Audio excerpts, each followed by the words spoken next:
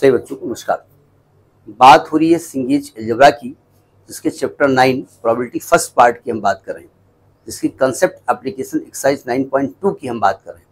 तो देखते हैं उसका नेक्स्ट क्वेश्चन। देखिए फोर्थ क्वेश्चन कहता है कि a dice is loaded to that the probability for the face i is proportionate to i. If I is equal to 1, 2, 3, 4, 6, then find the probability that even number is occurring when die is rolled. A die, एक die अगर होगा तो हम जानते हैं sample space क्या होने वाला है, 1 होगा या 2 होगा या 3 होगा या 4 होगा या 5 होगा या 6 होगा, है ना। तो जनरली प्रोबेबिलिटी ऑफ 1 क्या होगा, 1/7, 1/6 सॉरी, 1 की 1/6, 2 की 2/6, 3 की 3/6। सही बोल रहा हूँ, गलत बोल रहा हूँ? गलत बोल रहा हूँ। 1 की 1/6, 2 की भी 1/6, 3 की भी 1/6 सबकी होगी। लेकिन इन्होंने ऐसा नहीं कहा है।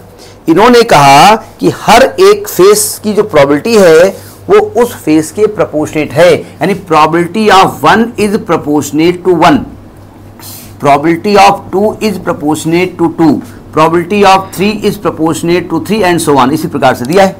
यानी कि मैं कहूंगा प्रोबेबिलिटी ऑफ 1 आपका 1k होगा, भाई प्रोपोर्शनल हटाओगे तो कुछ कांस्टेंट आएगा, 2k होगा। प्रोबेबिलिटी ऑफ 3 आपका 3k होगा, प्रोबेबिलिटी ऑफ 4 आपका 4k होगा, प्रोबेबिलिटी ऑफ 5 आपका 5k होगा और प्रोबेबिलिटी ऑफ 6 आपका 6k होगा। अगर आप इन सभी प्रोबेबिलिटी का सम निकालते हैं तो क्या होगा, 1 होगा ना जी। हम जानते हैं ये प्रोबेबिलिटी डिस्ट्रीब्यूशन एक वर्ड था, कुछ 11th में कुछ कंसेप्ट था एक, है ना। तो यानी कि हम जानते हैं कि probability of 1 plus probability of 2 plus probability of 3 plus probability of 4 plus probability of 5 plus probability of 6 is equal to 1। यानी कि k plus 2k plus 3k plus 4k plus 5k plus 6k is equal 1।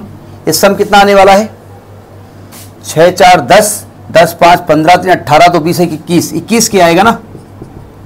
तो k की value क्या आ गई, 1/21। k निकालना चाहते थे, समझ में आई बात नहीं आई। अब कहते हैं probability that occurrence of even number.